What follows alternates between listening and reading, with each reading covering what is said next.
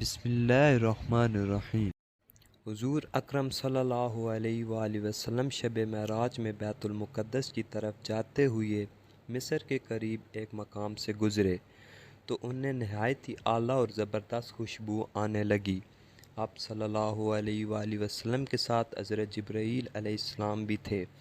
آپ صلی اللہ علیہ وآلہ وسلم نے حضرت جبرائیل علیہ السلام سے پوچھا کہ یہ خوشبو کیسی ہے؟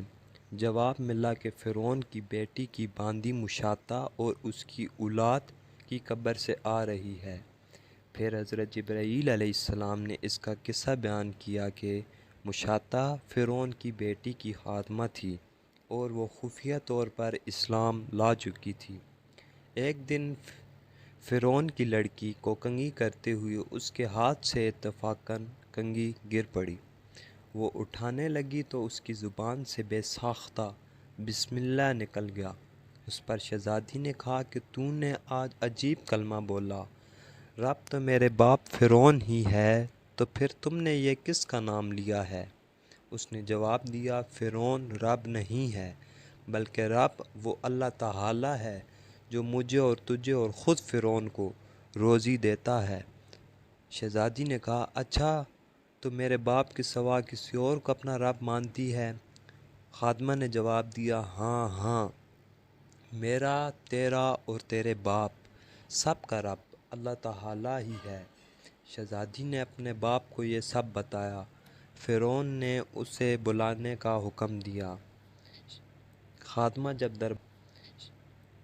جب دربار میں آئی تو فرعون نے اس سے پوچھا کہ تم میرے سوا کسی اور کی عبادت کرتی ہے؟ اس نے کہا، ہاں، میرا اور تیرا رب اللہ تعالی ہی ہے جو بلندیوں اور بزرگی والا ہے۔ فرعون نے اسی وقت حکم دیا کہ تانبے کی جو گائے بنی ہوئی ہے اس کو خوب تپایا جائے اور جب بالکل آگ جیسی ہو جائے تو اس کے بچوں کو ایک ایک کر کے اس میں ڈال دیا جائے۔ آخر میں خود اسے بھی اس میں ڈال دوں گا۔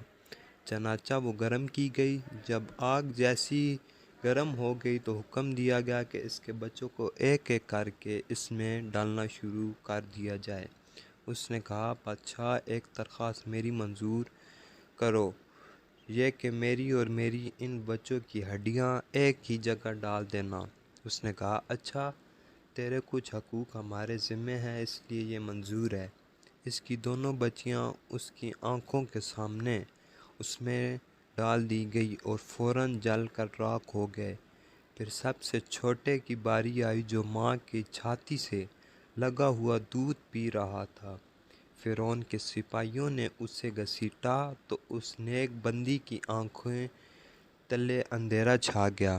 اللہ تعالیٰ نے اس بچے کو اسی وقت زبان دی اور اس نے بآواز بلند کہا، اماں جان، اماں جان، افسوس نہ کر، اماں جان، ذرا بھی پیش نہ کر، حق پر جان دینا ہی سب سے بڑی نیکی ہے۔